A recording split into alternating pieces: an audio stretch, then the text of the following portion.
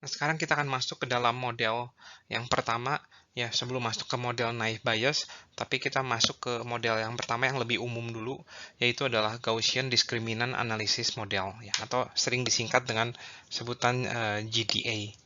Nah, jadi misalkan saya punya data ya, ada n buah data ya, vektor x1, y1, vektor x2, y2, dan seterusnya sampai vektor xn, yn.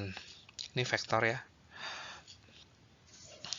Nah, jadi kebetulan misalkan si setiap vektor x-nya itu, si features-nya itu ada berjumlah p ya, harusnya bukan ini, bukan n, tapi ada p features, dan si y-nya itu adalah, karena ini adalah masalah klasifikasi, dan di sini saya untuk pertama, untuk ilustrasi pertama ini, saya misalkan si y-nya itu hanya ada dua kelas ya. Nah, jadi saya balik lagi menggunakan convention 01 ya. Ingat waktu di support vector machine, y yang saya pakai itu minus 1 dan 1, tapi sekarang di sini ada 0 dan 1, yang sebenarnya nggak ada terlalu bedanya sih. Karena ini kan hanya sekedar label ya. Nah, jadi untuk model Gaussian Discriminant Analysis model yang pertama, jadi dari data-data ini nih ya, saya kumpulkan semuanya yang y-nya itu labelnya itu 0 ya gitu ya.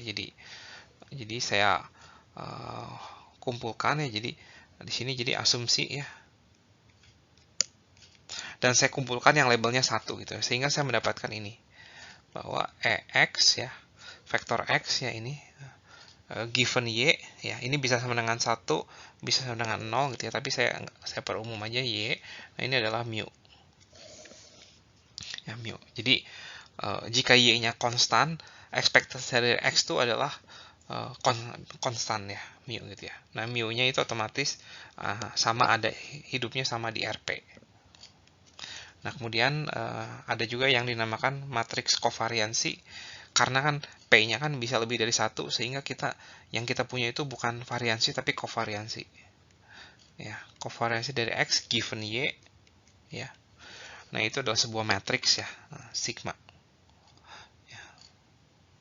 Ya, matriks sigma ya.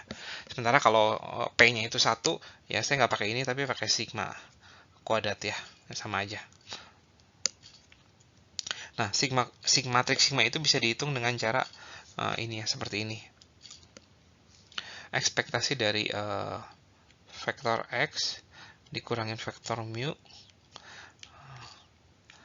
dikalikan, ini kan vektor, kurang vektor juga ya. Vektor X dikurangin vektor mu. Nah, cuman perkalian antar vektor kan tidak terdefinisi, jadi perkalian di sini itu adalah perkalian matriks. Ya, jadi hasilnya itu adalah si sigmanya itu ada di ini ya, P kali P ya, ukurannya P kali P. Jadi makanya namanya matriks kovariansi. Nah, kemudian si X bersyarat Y-nya itu punya distribusi tertentu ya. Jadi X bersyarat Y itu saya asumsikan asumsinya adalah berdistribusi multivariat Gaussian ya. Jadi Gaussian dengan parameternya itu adalah mu, dan matriks kovariansinya itu adalah matriks sigma ya ini. Nah, sebentar di slide berikut saya akan tuliskan ini ke dalam bentuk PDF-nya ya. Nah, di sini saya akan tuliskan PDF-nya dalam X kecil ya, tapi masih vektor juga, yaitu adalah 1 per ya 2pi dipangkatkan n per 2 ya, P per 2 ya, karena ada P features. P per 2, terus ini adalah determinan dari matriks kovariansi dipangkatkan setengah, nah dikali eksponen dari ini. Eksponen dari min setengah X, lagi-lagi vektor X dikurangin vektor mu. Nah, tapi ini dikali ini ya, dikali matriks kovariansi dulu, pangkat min 1 inverse-nya ya, dikalikan ini.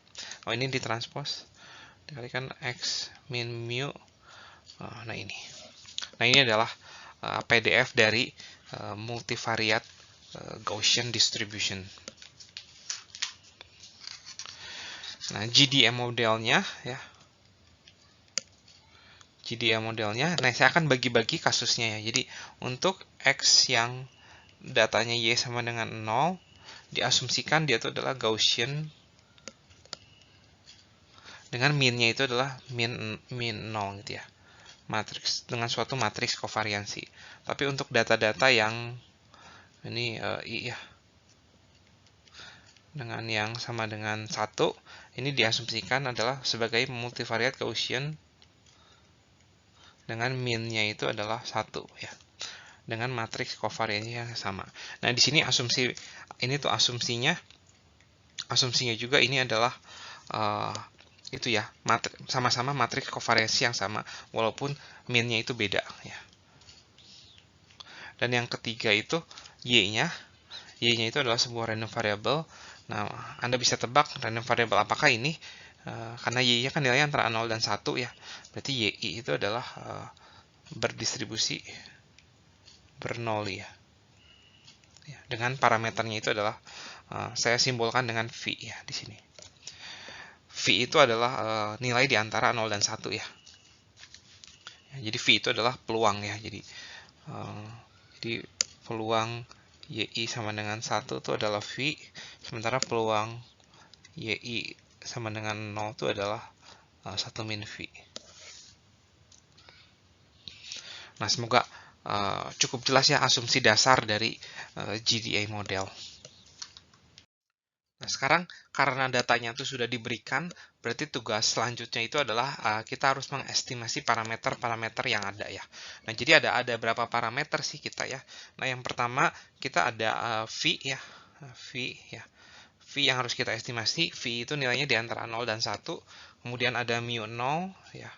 Mu 0 itu adalah min dari data-data dengan y-nya sama dengan 0 ya. Ini vektor ya. Kemudian ada mu 1, yaitu adalah min dari data-data yang berlabel 1, dan yang terakhir adalah matriks kovariansinya. Nah, ini adalah parameter yang harus kita estimasi. Nah, bagaimana cara mengestimasi parameter tersebut? Kita akan gunakan metode maksimum likelihood ya. Nah, berarti kita akan L ya sebagai fungsi dari parameter-parameter kita, dan sigma ya. Ini vektor. Nah, ini adalah perkalian dari semua data kita ya. Jadi semua join PDF-nya ya. Jadi produk dari I dari 1 sampai N ya. F, X, join PDF ya. Walaupun kita nggak tahu join PDF-nya itu apa. Y, I ya. Given parameter-parameter kita ya. Ini parameter kita kan ini ada V, ada mu 0, mu 1, sigma ya. Ini adalah join PDF-nya. Nah, karena kita nggak tahu join PDF, yang kita tahu kan conditional PDF ya. Jadi kita ini bisa kita ubah menjadi seperti ini. Nah, F, X, I. Nah, ini bersyarat YI. Ya, dan ini adalah mu 0, mu 1, dan sigma. Nah, dikali distribusi prior dari si Y ya. F, YI, given V. Nah, yang saya kasih warna kuning, nah ini itu adalah Gaussian. Sementara yang sebelah sini itu adalah Bernoulli ya. Dan kita tahu PDF dari Bernoulli apa, PDF dari Gaussian kan kita apa. Nah, kita bisa cari nilai parameternya itu. Kita harus cari ininya, akan dicari V, mu 0, mu 1, dan sigma agar L maksimum ya. Makanya metode ini disebut metode maksimum likelihood. Nah, namun biasanya tuh agak susah ya untuk mencari nilai maksimum dari L. Makanya biasanya yang kita pakai itu adalah log likelihood-nya ya. L, V, mu 0, mu 1, dan sigma. Nah, ini adalah ln dari ini, L ya. Jadi mencari maksimum dari L kecil lebih mudah daripada mencari maksimum dari L besar ya. Dan ini bisa dicari. Nah, di sini saya tidak akan turunkan bagaimana mencari V, mu 0, mu 1, dan sigmanya. Namun saya akan tulis langsung hasilnya di slide berikutnya. Nah, saya akan tulis estimasi parameter yang membuat L kecil itu maksimum ya. Nah, saya estimasi parameter itu saya biasanya dalam matematik tuh biasa ada topinya ya. Jadi estimasi parameter dari V topi ya mungkin Anda bisa tebak. Nah ini adalah seperti ini, adalah jadi sigma I dari 1 sampai N ya. Jadi semua data ya, jadi semua data yang ini indikator function ya, semua data yang YI-nya itu adalah pakai Y besar ya biasanya. Yang YI-nya itu sama dengan 1. Nah, dibagi total data. Nah, ini adalah estimasi parameter dari V ya. Nah, kemudian untuk mu 0 ya. Mu 0 estimasi parameternya itu apa? Yaitu adalah ini. I dari 1 sampai N. Nah, ini. Yang datanya bernilai 0 dan dikali X ya. X bar I ya. Nah, dibagi adalah jumlah data yang datanya bernilai yang berlabel 0 ya. Nah, dengan cara yang sama mu 1 juga bisa diturunkan, dapatnya hasilnya seperti ini ya. Yang bagian bawahnya adalah sama. Jadi semua data ya, semua dari N data tersebut ya, sebagian dari N data tersebut yang berlabel sama dengan 1 ya. Nah, bagian atasnya adalah seperti ini.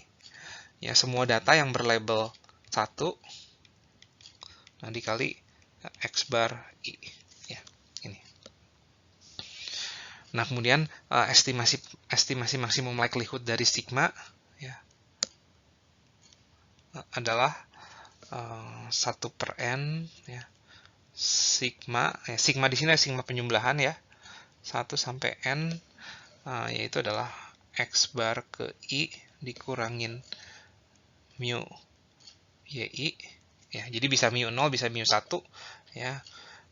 Kemudian dikalikan X bar I dikurangin mu YI ya. Nah, ini ditranspos. Makanya hasilnya adalah nanti adalah sebuah matriks. Nah, ini adalah estimasi parameter dengan menggunakan metode maksimum likelihood. Nah, ini sebenarnya tuh mirip dengan metode maksimum likelihood jika misalkan si distribusinya itu adalah distribusi Bernoulli gitu. Jadi misalkan kita punya Y1 sampai YN, masing-masing distribusinya distribusi Bernoulli. Nah, maka estimasi metode momen atau metode maksimum likelihood dari ini tuh adalah ini. Nah, begitu pula dengan jika kita punya X1 sampai Xn yang berdistribusi normal, maka secara natural estimasi dari mu itu adalah ya rata-ratanya ya, rata sampel mean-nya, dan estimasi dari sigma kuadrat itu adalah sampel standar deviasinya, sampel variansnya. Nah, ini yang terjadi dengan data kita juga ya.